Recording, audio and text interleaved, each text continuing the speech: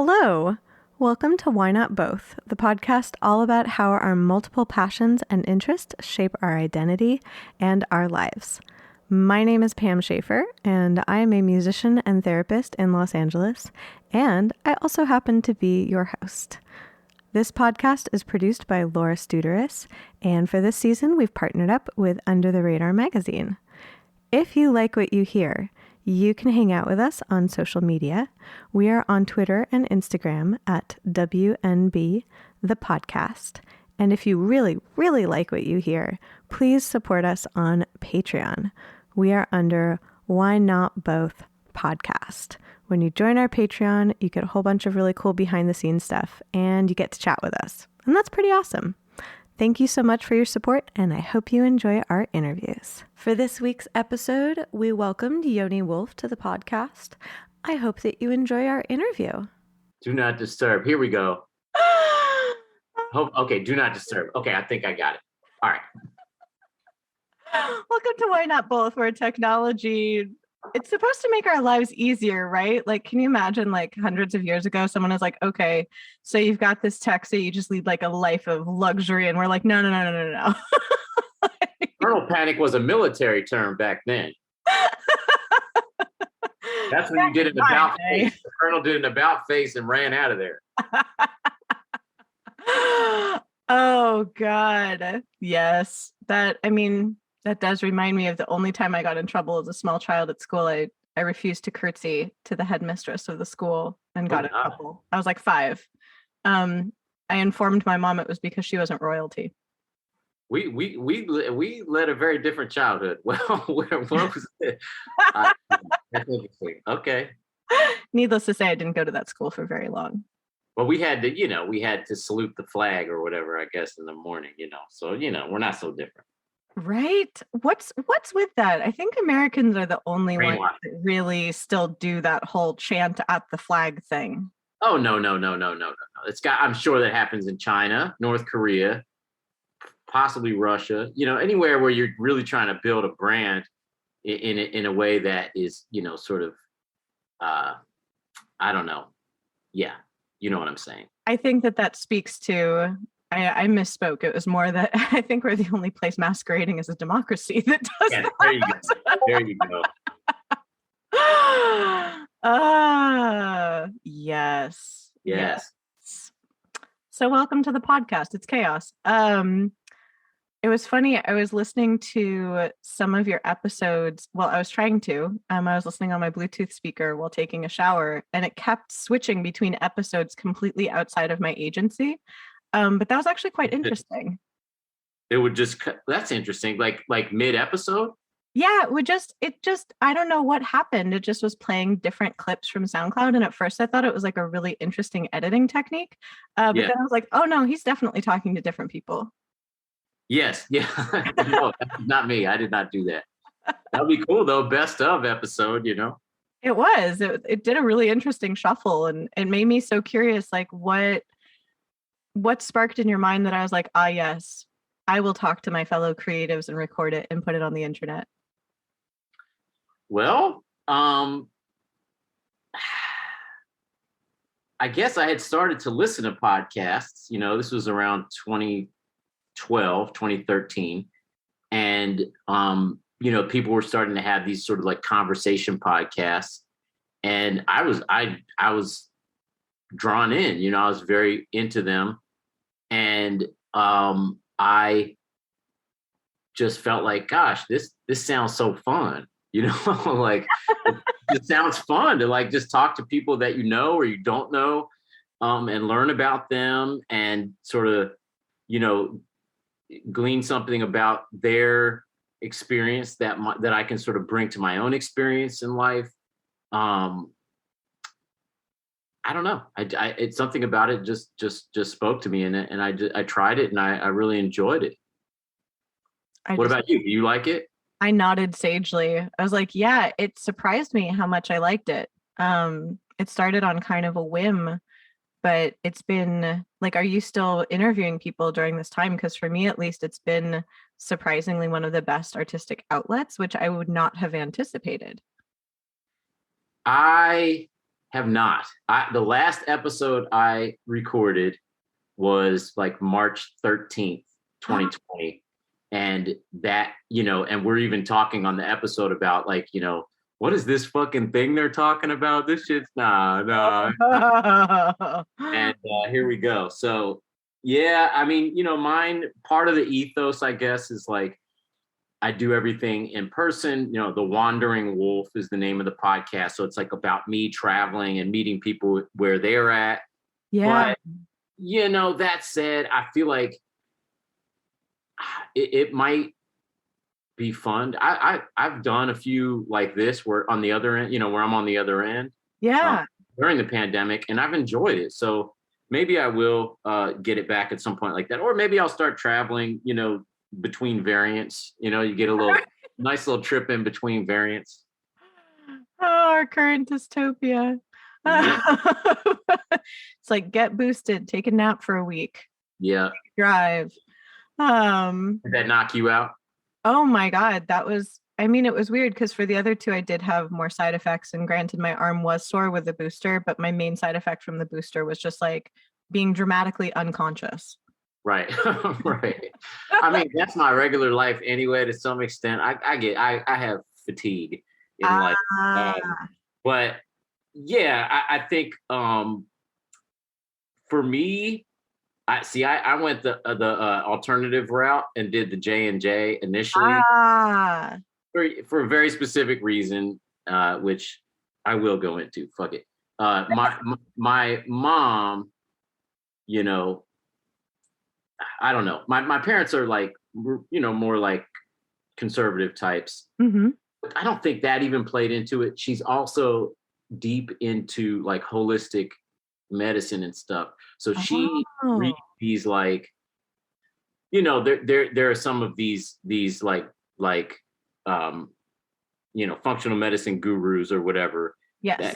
That she reads that are anti-vax. So that kind of, or just like the fear of the new kind of vaccine, the mRNA style vaccine. So She was like, I'm not doing it. And I had to sort of give her an ultimatum. I was like, well, I'm not going to hang out with you indoors. Yeah.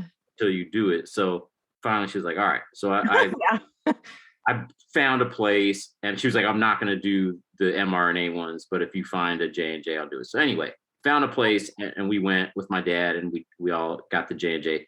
That knocked me out like flu, like bad flu for like 3 days, real bad, bedridden for 3, and then the booster that I got, I went rogue. I didn't wait till it was legal or whatever. I was just like, because I get in me.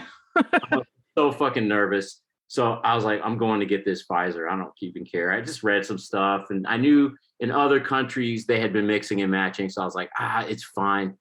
So I went and got the Pfizer, and it was pretty mellow. I didn't get sick at all. Like, I was tired, and my like arm was sore, and then my lymph node, like my like breast lymph node was sore for like a week. But whatever.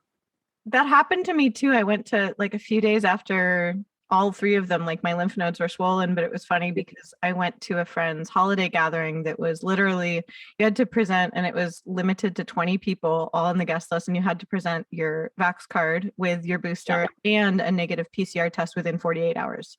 So wow, that's a lot. Yeah. That's like some like mouth fucking type level of security. It was, this is a wonderful friend of mine, and he usually throws 2 parties annually, and one of them is like, he usually has a holiday party, and so he's just very stringent about it. We all know each other, so we were all willing to like, obviously go along, because we're just like, of course we want to keep each other safe and we want to be able to do this.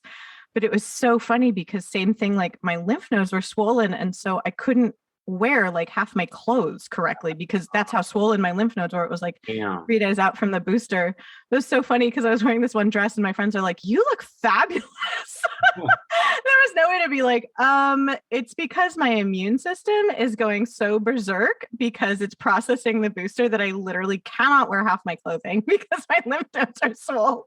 What was just that the dress was something you wouldn't normally necessarily wear? It was, yeah, I guess I was wearing like, because I had to wear something that was like, I guess a little either like more revealing or looser on top or something.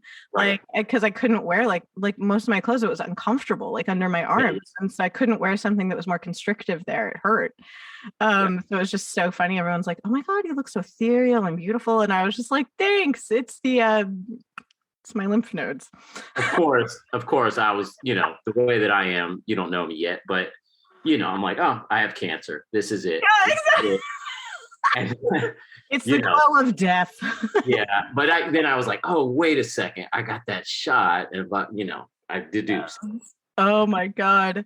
Well, and it's fascinating talking to people through this time because of like what you were talking about, like that your mom's into functional medicine and things like that. I personally am kind of a gimme all of it. Like I'm an all of the above. I will take in any information to see like, is there something I can glean from this? But I'm an equal opportunist in that if there is useful information, great. I'm just like, great, give me all the functional medicine and give me all the mRNA vaccines. Like give it all to me. There's like benefit in like no, I'm very, I don't mean to make it sound like I'm anti what my mom's into. I'm actually very into that stuff. I feel like I'm able to tease out some of the stuff that's a little bit hocus pocus, and then yeah. So that's it. Yes, I think when it becomes dogmatic, that's when you're just like, oh, this is a yikes. Yeah. I do feel fortunate that like it's funny when people are like, oh, did you do your research? And I was just like, yeah, I actually was reading about how they were developing the mRNA vaccines after the initial SARS outbreak. So they've actually been working on it for over a decade.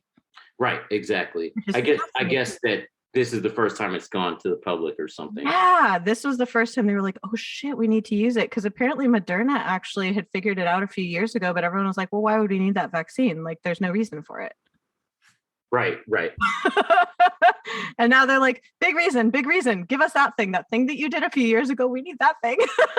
I mean, the other thing about my mom that I do respect is that she's very skeptical of these companies, which I am too, so I get that. She's like, yeah, they just want to fucking, am I allowed to cuss on here? I feel like I've said it like 5 times. Cuss with reckless abandon. Okay. So like, they profit majorly off of this stuff. I mean, think about it. The whole world needs these things. So, so I do understand that. And I understand her skepticism there, but I'm also scared as shit of this virus. So I got to do what I got to do. And I hope she gets boosted. She's not. My dad got boosted. Yes. He's a little more frail than her, so she'll probably be okay. It was interesting that you were talking about like traveling between variants essentially. I mean, because of exactly that problem of it being a capitalist endeavor to distribute these vaccines, that is why we're seeing more variants. It's like, no, you need to give the vaccine to everybody. Yeah. Make it available to everybody. That gives the virus less chance of host to mutate in. That's how this works. I actually think it's kind of messed up for corporations to profit off of any of this. I agree. I completely agree. That's because it then ends up in the mess we're in now, where there's vaccines that are being wasted in countries that bought a lot of them, where some people are refusing to take them, which I'm like, okay. But then it's like, instead of being like, cool, let's give those to places where people want to take them. Yeah. And like the distribution of resource is not good. This is something like an alien invasion or whatever, where you want the whole world to sort of rally in a way and sort of come together and be like, all right, let's get the top minds of the whole world together and figure out how to like best do, I just feel like it's been so piecemeal and sort of, I don't want to say self-centered, but country centered, like we're nationalistic, I guess, whatever you want to call it. Yeah, it's not been a great approach. Anyway, yeah. Well, it was interesting what you said about how you go to different places to see people in those places. Like I was thinking about it from that point of view, and even like how you said, oh, we must have had very different experiences, that there was a headmistress at my preschool. When people tap into a sense of like either, I mean, in some ways it's natural to have like tribalism or nationalism kind of thing. Yeah. But in some ways that's really good because then you get to visit different places and like learn about different people. But in some way it's bad because it alienates you from being like, oh yeah, we're all just trying to figure it out on this weird little rock in space together. Mhm. Yeah. Um, I'm curious when you said like that you did stop, like, and you might travel to other places to actually talk to people. What is the appeal of being in someone's space? Like, what's the appeal of the wandering part, I guess? Like, what does that do for you? Well, I mean, just sort of logistically, I started doing it while I was on tour. Like, I'm a musician as well, and um, I sort of took it as a thing, sort of a creative endeavor I could realistically undertake while I was traveling around. I Mhm. was there's always so much time in the day that you waste, but there's weird gaps in the day. It's like, I couldn't really settle in and like write really. I'm not in that mental space, but I feel like, yeah, I can go somewhere and have a conversation with somebody. So it started like that. And really, that's what it always was. I never really went out on specific trips, maybe once, but not much did I go out on specific trips to, like, talk to a specific person or whatever. It was more like, okay, well, I'm in Santa Fe. I'm going to talk to my friend Adam, or I'm in, like that kind of thing. So, um, yeah, but to answer your question, like, I mean, it's night and day. Like, I mean, just sort of physically being with somebody, I think makes a big difference. You can look in their eyes and see what they're thinking, and but also, yeah, being in their environment, you sort of catch the vibe of the place. I don't Yeah. know if that, I don't know if that commits to tape or not, but um, I don't know. At least for my experience, I enjoy that. And I like that you pointed out that when you're on tour, it always confuses me when people are like, oh, yeah, I was writing while I was on tour. I'm like, how? Yeah, yeah. Like, You and me both. yeah, I'm just like, hmm? Like, I have not extensively toured. I'm frankly more of a studio rat. But like, Well, me I too. Now. I was curious about that too. And it's been like that. I'm just like, oh, if you're usually touring, you're never able to do that. I was just like, I should ask about that shift. Yeah, Um, like, but yeah, when people are able to kind of, I don't know how to put it, but like bifurcate their energy in that way, I can't do that. yeah, And so I like that you did want to have a creative outlet while you were doing that though. And I'm just like, oh, that's fascinating that you're like, well, I don't want to do my usual writing thing because can't get into the headspace for that. And that's okay. But like, what else is there? yeah, and yeah, I thought, it would sort of force me also sort of outside of my own, like, um, you know, thing, my sort of self. I don't know what you call it, but just my little shell that I'm in, Yeah. and I can, go and meet with people, some that I don't even know, and sort of put myself out there and meet new people, and get in depth with people that I know a little bit, that kind of thing. And it did do that. I was gonna say, like, did you find that it fostered, I guess, like either longer term connections or did it spark ideas in you later that you were like, oh, that came from that conversation? Oh, definitely. Yeah, yeah, definitely. Whether it's stuff, shows up in my writing, or in my, like, routines, or like my spirituality stuff, meditation and whatnot.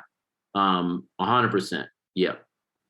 That's, yeah, when you asked me, like, what do you like about it? It was, it was one of those things I actually genuinely didn't listen to podcasts before I started podcasting. I say that quietly. No, it's fine. um like it just I had listened to a few here and there and been like, oh, that's interesting, but it never like kind of like hooked me in a way. Yeah. um but engaging in conversations with people certainly has changed how I perceive like my own creative process. Same thing with meditation, weirdly enough. I'm just like, that's a really interesting one. Yeah. um and just like it changed my own processes in a way that I didn't anticipate at all and that I'm like so grateful for. Like Totally. What's your, like, uh, what kind of music thing do you do? Can I, if I may ask? Of course. I someone called me a space witch years ago, and I just love that. Someone also jokingly was just like, "Wow, you're like the millennial Enya," and I was like, "I claim this as mine. I claim this energy." So like layered vocals and lots of fun like synths and piano and like because piano was my initial instrument as a kid that I kept playing and just like so I write mainly on that, but it's like anything with buttons and keys that I can sing into or like plug cables into and go boop. Yeah, that. Cool. Yeah. And Yeah, I get the feel a little bit. yes, and I'll make my own stuff and I'll score for friends' works, which is really fun. I actually like that was another thing that surprised me over this time. I really like making music for people's stuff. Like I'm like, oh good, you gave me the emotion. I just have to make the sounds for the emotion. Cool. What sort of stuff are we talking about? Like dance stuff, theater stuff, shows, My favorite things over this time were that I drew sigils and gave one of the sigils to one of my friends and she made like a video animation of it with all this like really interesting like analog glitch and so I made like the music for that and now I'm actually collaborating on sigils with other people which is really fun. And then another friend of mine performs as a feminist golem that's out for social justice. And I've been scoring the music for her as well, which is really interesting because I get to delve into kind of like klezmer music and really interesting stuff that like I hadn't before. And so that's like an interesting challenge of like, how do I make this sound modern, but also match like the kind of humorous and yet serious vibe? So yeah, those were my two faves so far. A sigil, I feel like is some version of a Wiccan crest. Yeah, like it's a familiar word, but I don't exactly know what it is. So a sigil is essentially when you write out an intention or a phrase or a word or something that you want to bring into being. And then the way that I do it, at least, is I cross out any vowels or repeated letters, and then you have the remaining letters, and you start playing with them. You make a symbol with them, like you just manipulate it until it feels right, and then you can do whatever you want with your sigil to bring it out. Like some people will, some people will write it on a piece of paper and do a ritual and burn it. Some people will keep the sigil with them for like an ongoing kind of, like power boost. Some people, will write it on something and then bury that. Like you can do whatever you want to kind of activate your sigil. But it's about like kind of having a symbol of your intention. And so the ones that I'm doing, since I'm not destroying them to activate them, are for very like broad intentions. So like if you want to do a sigil spell for something that's specific, that's usually when you would want to, set that specific intention, do your ritual, set it free, let it live in your unconscious. But yeah, for the sigil work, it's for stuff like kindness in your life and like abundance, like things like that are a little more like, here's a broad theme. So yeah. I like it. Now I must say in my my root religion, etc., that I grew up with, this would be Satanism. This would be considered evil right. Stuff. But it sounds really nice to me. I love that. I love that you're like, it sounds like Satanism, but pleasant. What may I ask is your root religion? Messianic Judaism. It was, maybe still is, probably still is, quite aligned with the whole evangelical movement, in the U.S. and those sorts of judgments that might come forth from there, and good things too, I'm sure. That is fascinating. I was raised very, very Reform Jewish, and I was always deeply confused by Messianic Jews. Like I wasn't like hostile. I was more just kind of like, what's going on there? Yeah. It's its own thing for sure. My extended family are more Reform. It's just my parents that shifted into the Messianic thing in the early 70s. Huh. Yeah, and we grew up that way, but none of my siblings have remained in the faith. Mm. So it's sort of a blip in our genealogy, I guess. Though there's still time for me to accept the Lord and Savior Jesus Christ into my heart before I pass. So we'll see. There's no telling. I mean, he was pretty groovy. Oh no doubt. He was great. It's the stuff that I don't like about the religion in general and the Christianity in general is the sort of Anglophiling and adding a whole new set of values and ideas that weren't there in the first place with the Jewish religion that it really was. Right. So yeah, yeah, it's a strange thing. It's a weird cultural appropriated thing that has taken over half the world. And Islam did the same thing. For their half of the world. It's like a weird conquering of the world via these religions. Have you, this just got so nerdy. Have you read The History of God by Karen Armstrong by chance? No, I haven't. Is it good? Yes. And it's all about what you're talking about, like the rise of monotheism, but like the Abrahamic tradition of monotheism, of going from like Zoroastrianism to Judaism to Christianity to Islam, and how they are all kind of forked off the same things.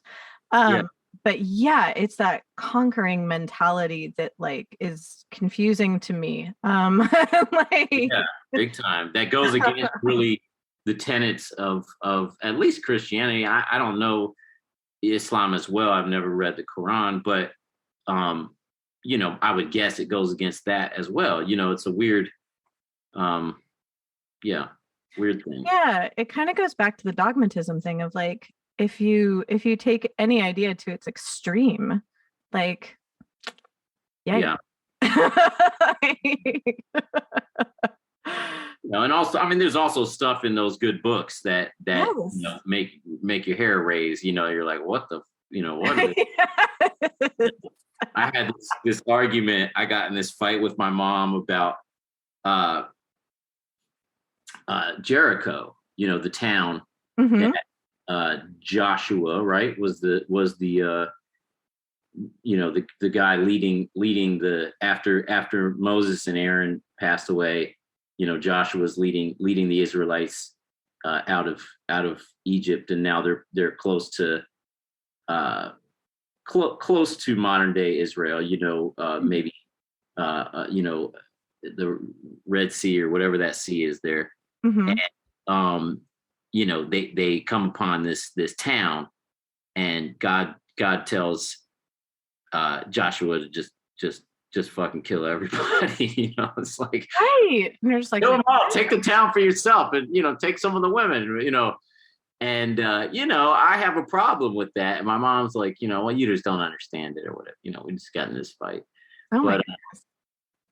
But yeah, so it's not like we go back to this old stuff. You're like, oh, this is the pure text and this is all good. Same as the Constitution is whatever. Like nothing's a fucking pure text. Like everyone writing anything has their own point of view and outlook and intention for what they're writing. And so unless you think it's purely from the hand of God, and then that's a problem in and of itself, because then no one can argue with it, and then it becomes this, then you use violence to back it up, And it's so interesting that you say that, because if it is like from the hand of God, and I'm like, okay, then by that tenet, then all of this is from the hand of God.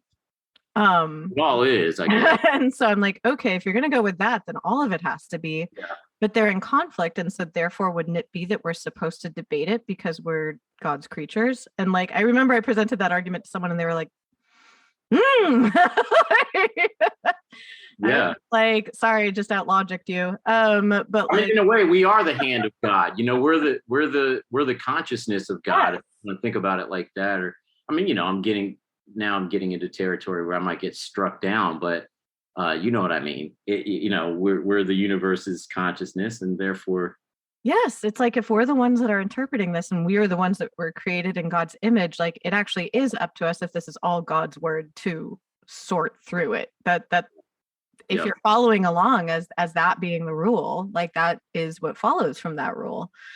And it's fascinating to me, even, discussing spirituality and religion with people, because like, yet again, like when you were talking about, we should all be working together on this whole variant thing.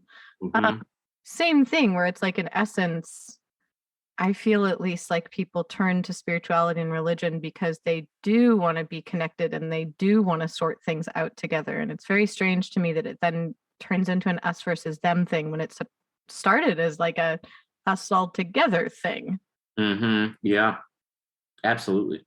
Like, yeah, I always found that very interesting. And like, I was curious, when you've talked to other guests, like, have you talked to other people about like their spirituality and religion a lot? Definitely. Yeah. I try to ask stuff in that direction and see if that's something that they consider much or not. Those are my favorite episodes, are the ones that sort of go into those territories. The ones that stay strictly like, somebody's like biography, of their career or something, are less interesting to me. Yeah, I feel similarly. It's almost like, okay, yes, one could go through the details of your life. I was texting with my best friend about how, in a way, like, we've all become really available. And as she put it, she's like, I don't need to know about like any man's egg sandwich. Yeah. And I told her, I was like, I only want to know about your egg sandwich. That's putting it. But yeah. I mean, that's, you can look these things up nowadays. I mean, certainly, in the 80s, 90s, when I was growing up, I would have killed to hear the like detailed biography of certain artists or something. But yeah, it's not really necessary anymore. Did you read interviews of artists like when I think that we're probably around the same age, because I was just like, are you in the Oregon Trail generation as well? I guess you'd say that, yeah. Yeah. like that weird, like cuspy, like early millennial, but we're not Gen X-y. I'm the first year of millennial, I think. Got it. Yeah. I'm the ET year of millennial, I think. You were born in 84 or something like that.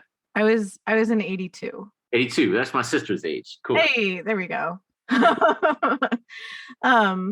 Yeah, it's like I remember reading, just poring over articles of my favorite artists, like looking almost to find like the details of their life to explain their art, but that doesn't explain people's art.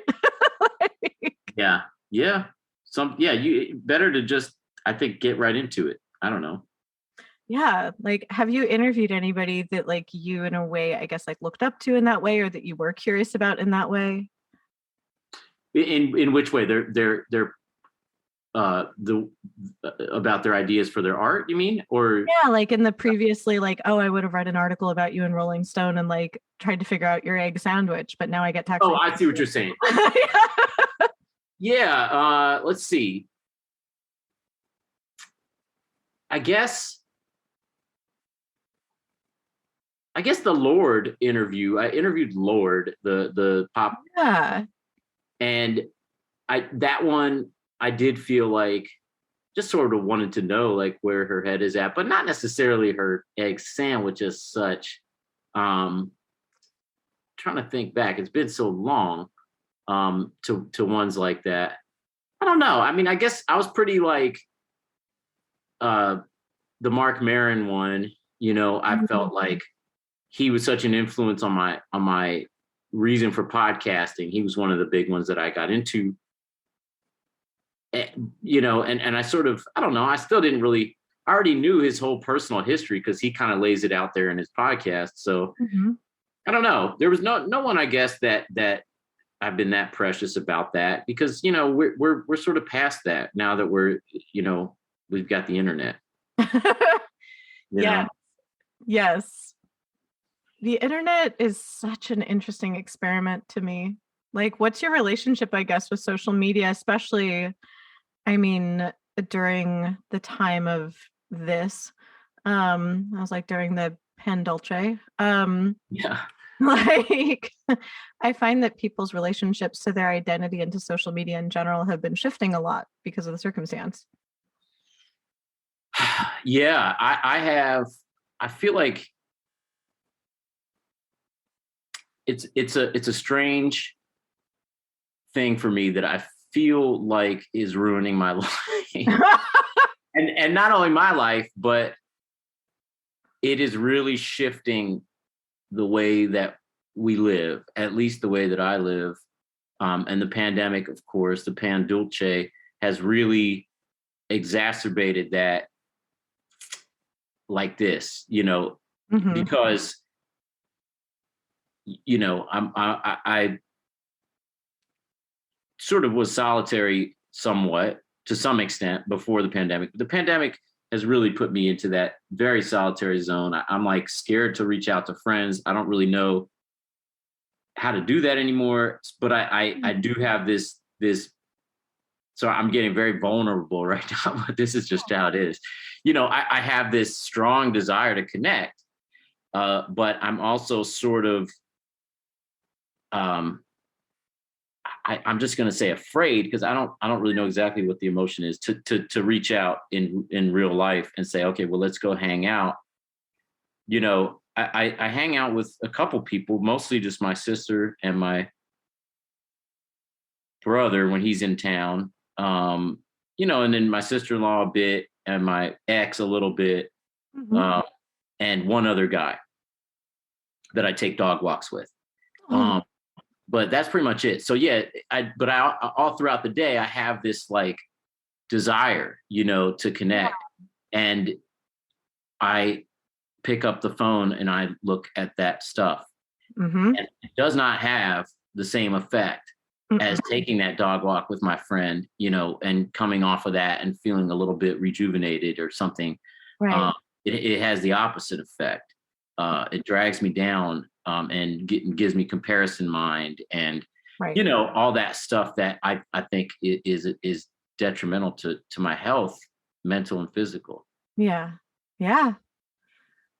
No, I'm glad. I'm very addicted, probably because of that.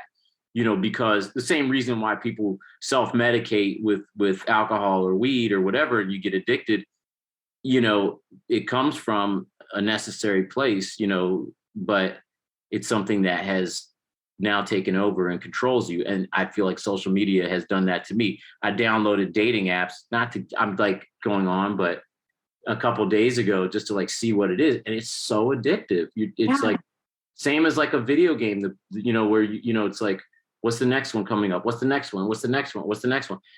And so any of that stuff, I'm personally just highly susceptible to digital addiction or phone addiction or internet addiction or whatever you call that at this point. Hopefully I can break out of that. I was supposed to have my therapy yesterday and I was going to really focus on that, but she canceled. But I'll talk to her next week. I was going to say, I was just like, one, therapists are awesome, and I'm biased because I'm a therapist. But it was very sweet when you're like, I'm getting really vulnerable. I'm like, welcome. This is what this is what we do. No, it's cute because one of my friends asked, they were like, did you always know you wanted to be a therapist? I was like, no, I kind of just became one because people just tell me stuff anyway. So I figured I'd be of use. Like, I was just like, why not? Like, this seems to just be my lane. So it's like, but it, I think in some parts it is my lane because I'm glad that you shared that. I think that a lot of people are ashamed that they feel that way and want to hide that and are like, am I the only one that does this? Like, why am I not actually getting connection from this? But I'm glad that you spoke to that. I don't want to, I'm very ashamed of it. I just have this thing in me where when I feel ashamed, I want to share stuff because I know everyone else feels the same way. So I'm just like, let's have out with it. That is what actually dispels shame. Like Brene Brown's research on shame shows that it's like the best way to actually diminish shame and then move forward from whatever the thing is to share about it, because it's different than guilt. Guilt is when like you've done something wrong and you feel like the action was kind of meh. But shame is when you feel like you're wrong. And when you share about that and people accept you, it actually ameliorates those feelings. And so then you can move forward and choose different actions. Good. I guess I came to that since I'm not a reader. I came to it on my own, but yeah, it could have been years prior if I would have read her book. Oh my God. Brene Brown is amazing. She also does talks. Like she does like TED Talks and podcasts. Like since you're into podcasts, I was like, oh my God, Brene Brown, like, yeah. Oh, I would love to chat with both like her and Esther Perel. Like they are just amazing. I've heard both of them on a couple things. Yeah, they just love them.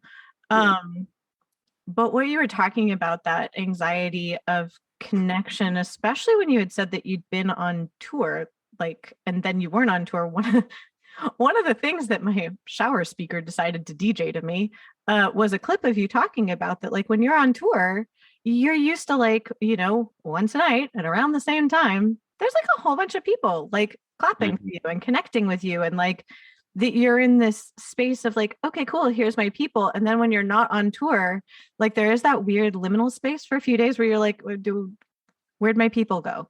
Mm-hmm. And like, I was like, oh my God, you just were in like, kind of like 2 years of like, where'd my people go?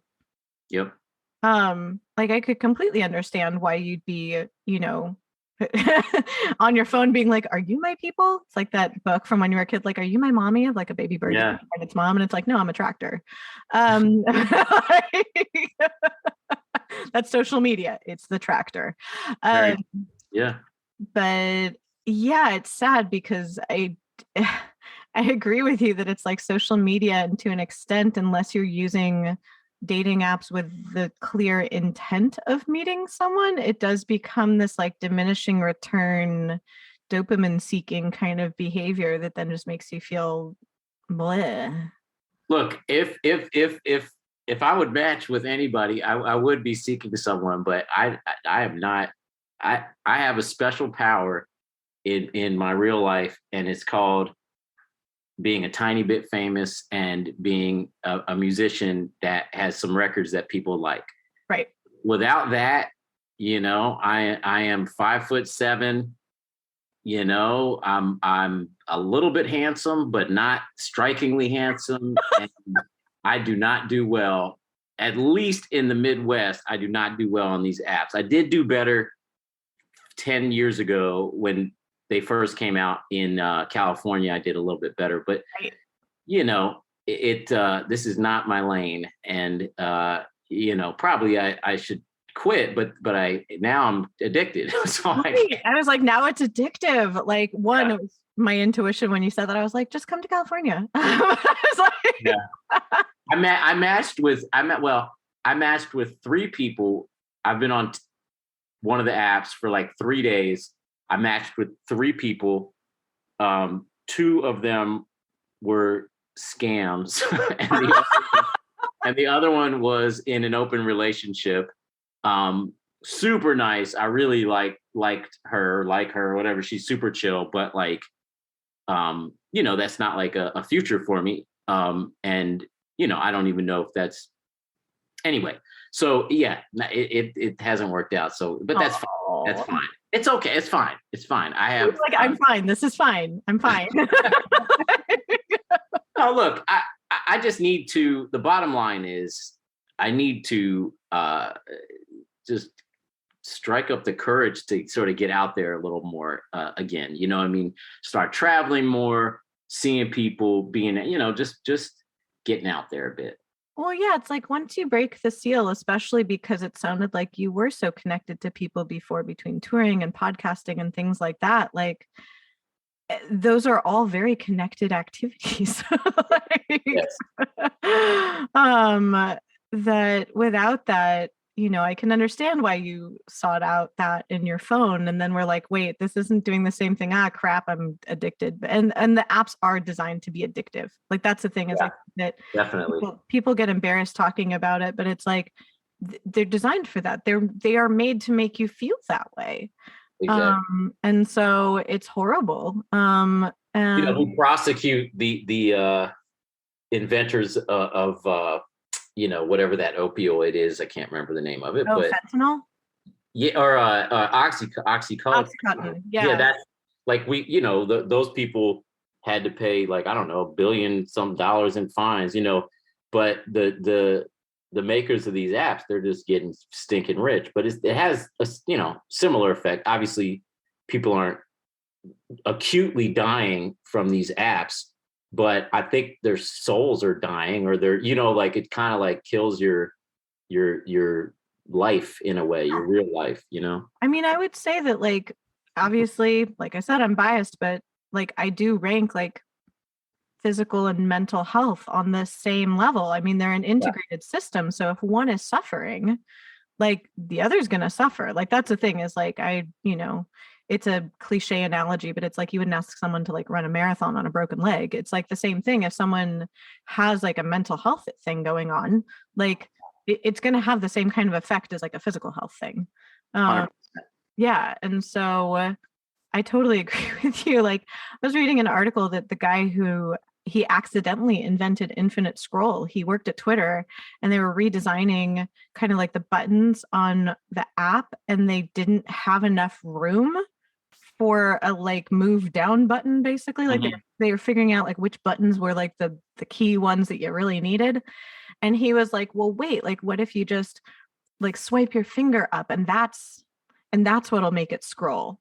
But yeah, he quite accidentally created infinite scroll, which now is on like obviously like all of the apps. And is one of the things that makes it so addictive is that you're always looking for like, because when you first hop on it, you might see like an interesting post, but then you start scrolling so you can have that same feeling of, oh, there's an interesting thing here. And that's what leads to the addiction is like the next swipe or the next like or the next thing, because right when you open it, you get a little bit of the thing, but then you want more. And I was just like, and that guy even said, he's just like, I feel terrible. Like he was just like, I've created a monster. Look, he's got his infinite scrolls.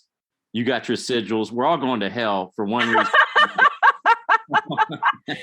That's so funny. I was just like, hell, handbasket, where are we going? It's dark in here. But yeah, no, yeah, it is, it's smart, but it's fucked up. It's so weird. And it's like thinking about, you know, how important connection is. I was curious, like, have you felt connected to your own creativity during this time? Like, what has this been like in kind of that realm? Well, so for a while I was way thrown off, you know, and wasn't really able to do much. But I did have a record I was producing for another artist. So that sort of kept me working and was good because, you know, I didn't sort of have to come up with my own ideas, you know, for songs and stuff. I just helped, you know, make what she was doing as good as it could be. So that was good. And then, you know, I started to panic a bit and think like, all right, well, I'm going to need to make some money. And so I did some commercial work, music for commercials, which I actually really enjoy. And if anybody out there wants to hire me, I'm available. I was like, yes, you should hire Yoni. And yeah, I saw some success with that. But now I have pivoted into doing a thing. It's a subscription series that sort of keeps me working. It keeps me focused. You know, it is a little bit of extra pocket change, and it gives my like dedicated fans, you know, it gives them a glimpse into my process of writing and making demos, and you know that whole process of getting ready to make an album is sort of like available for them to witness. So yeah, that's been good, and it really has, you know, kept me, you know, in a way. I at times I feel like I'm back on my heels or whatever with it. Like I got to really keep pushing, but I think that's good ultimately, you know, to have that. How does that feel to like allow people to see that and to have that kind of connection? Because sometimes like when you're demoing stuff out, like sometimes stuff like works and sometimes it like doesn't. Yeah. That's actually really vulnerable to share with people. It really is. And I vacillate between, you know, feeling like, okay, well, this is good. Like, you know, I'm connecting in this early way and, you know, sort of just sharing this. But then I panic, and I'm like, well, this is like really like I shouldn't be putting this stuff out there like that. But I don't know. Ultimately, I've made it clear that not everything is necessarily going to go on an album, and you may be the only people to hear this, and stuff like that. And I think people like that. These people, these are people that really like what I do, and are invested in my thing, and so for them it's a treat, to hear a dud, and there would be duds, like the movie name. But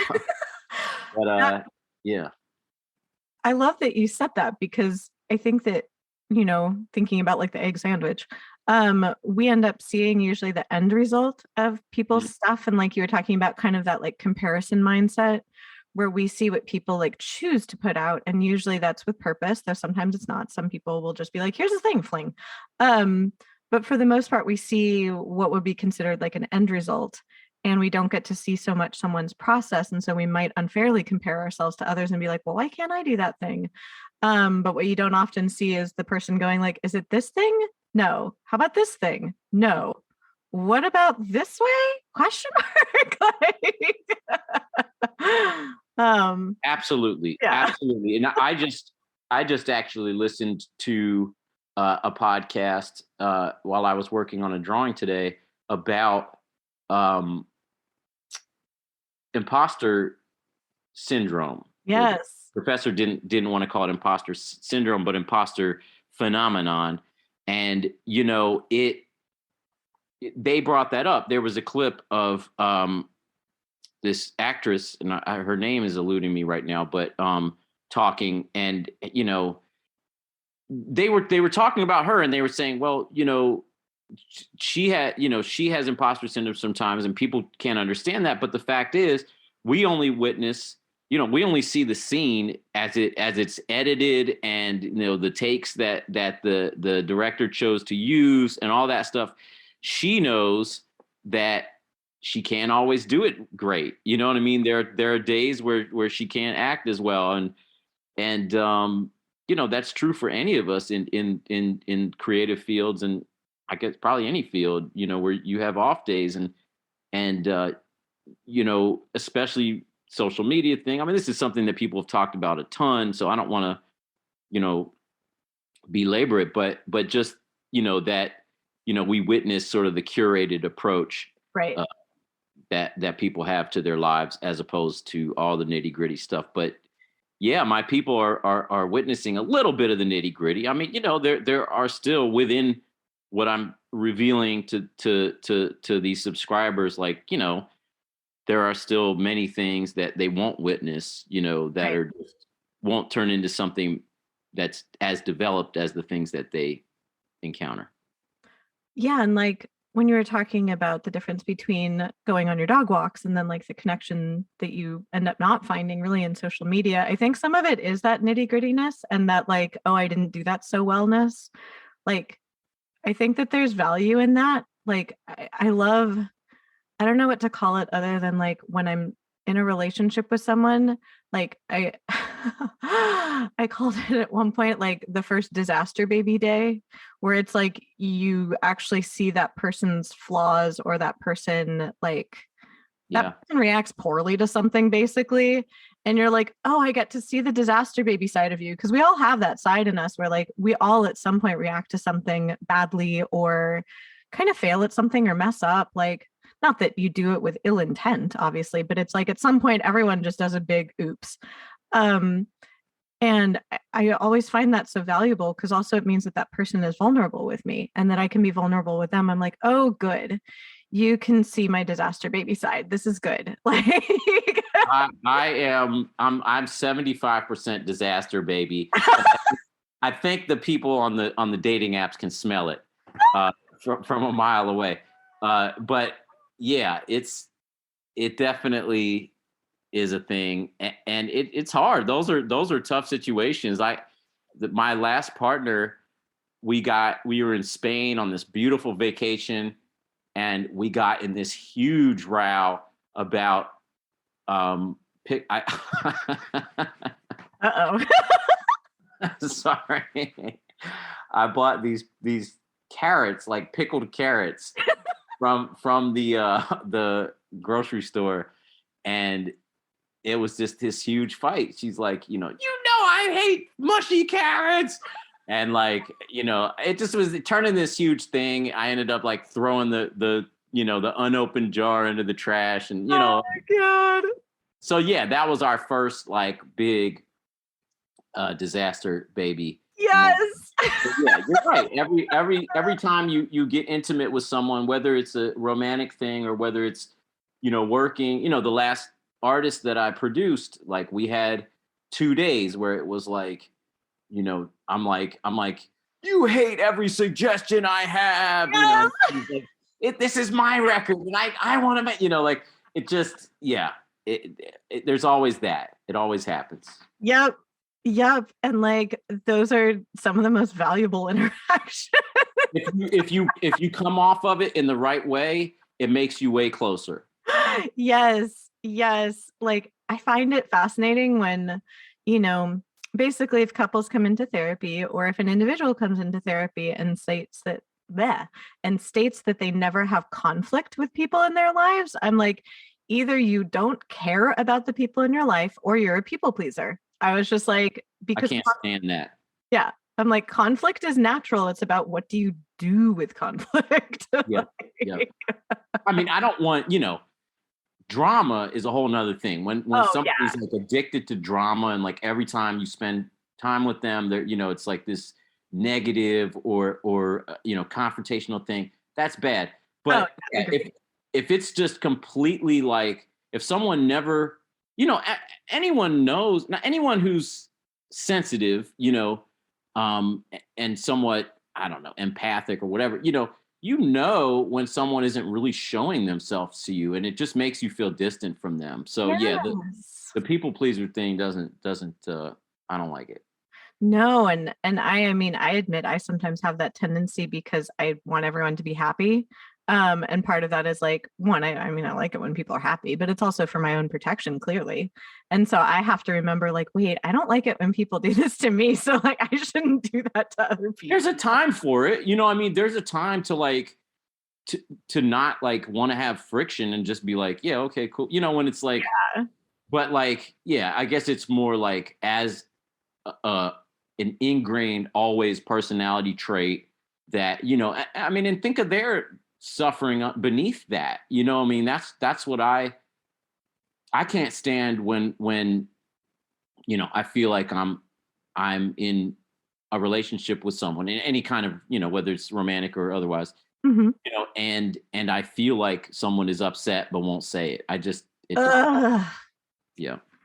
Yeah. Like, yeah, that noise. I feel that way as well. And it's been fascinating doing podcasting for that reason as well, because it in a way is kind of like therapy sessions where it's like you're tuning into that. And I found that, I don't know if you found this, but it's interesting when a guest either disagrees with you or has like a variation on your opinion. And it's very fascinating to me, at least, to hear someone pause and be like, how do we move the conversation forward? Like that to me has been one of the most illuminating things about this, is talking to people who have like, I don't think I've talked to anybody who like wildly disagreed with me, but definitely with people that like we clearly have different backgrounds or we come from different points of view, and hearing how people navigate that to me is so interesting. I never curtsied to no fucking headmaster. You know what I mean? That's what I'm saying. It's because they're not royalty. My mom, my poor mom, she thought that was the most hilarious thing ever, and like couldn't laugh. I was like 5 at the time, and she couldn't like say to like the school administrator, like, well, yeah, I agree with my daughter. This is pretty stupid. Like, I mean, you knew the royal etiquette. It sounds like, Pretty much. I was just like, so I don't get why you need this. I could only imagine how funny that must have been to get that call, like on my mom's part, to be like, yeah, your daughter's in the principal's office. Why? She wouldn't curtsy. That's just a weird, yeah. I don't like it. Yeah. Yeah. Oh my God. It's very interesting to I guess see how this all then informs like our creative processes going forward, because frankly, like I've become friends with some of the people that I've met by podcasting, and I never anticipated that, but it's like talking to people about their processes, like we've kept in touch, and it's Yeah. so cool to get to be like, oh, you come at this from a really different place and I can learn from that, and then it's informing what I'm making, which I'm just like, I did not see that coming. We love this for us. Yeah, no, I think that is one of the wonderful things about it for sure, is you're having an in-depth combo that you wouldn't necessarily have otherwise. And it is, yeah, I've also made friends that way for sure. That makes me happy. It was I think, oh yeah, it was Shirley Manson when I was interviewing her. She said she's just like, do you fall in love with every podcast guest? And I was just like, yeah, like why else would you be talking to someone? And she's just like, my husband after every interview is just like, have I lost you? Have I lost you? Like, She feels that same way. Or are you saying your husband? no, her husband. Her husband. Yeah, she said that her husband felt that way. And I was like, oh my God, I feel the same way, like about everyone I talked to. I'm like, oh my God, that was fascinating. Like, and she was just like, does this happen to all of us? Like, is this like a podcast interview or affliction? It's just like a natural human thing. It's like we desire this real, person to person dialogue and to have some real talk. I think the thing about a podcast is that it sort of forces you past the small talk stuff that you normally would only get to with a stranger. Yes. Yes.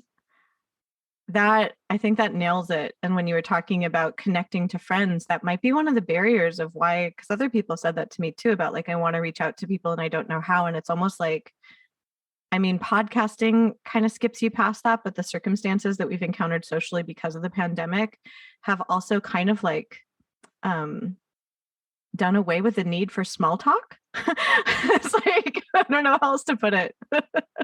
Yeah. It's like we kind of already know how everybody's quote doing, and it's not great. So Right. like we need to move on to like the next topics of conversation, but it's like we don't quite know how to do that. Absolutely. Um, Absolutely. Yeah. I mean, yeah, I also just don't know. I don't know what to ask people to do. If I call a friend and I'm saying, hey, let's do something, then it's like, I can't even remember what people used to do. Like I went to one party, uh, and it was on Halloween party. I mean, there were 8 people there, 10 right. people maybe. And, I was the only person wearing a mask. So that was already a little nervous for me.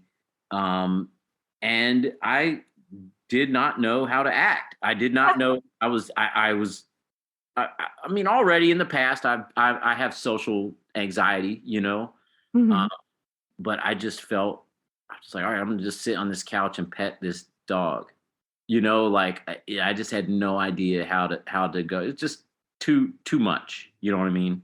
Yes. Yes. And that, by the way, always find the dog at the party. That is like Yeah, that's the me. way.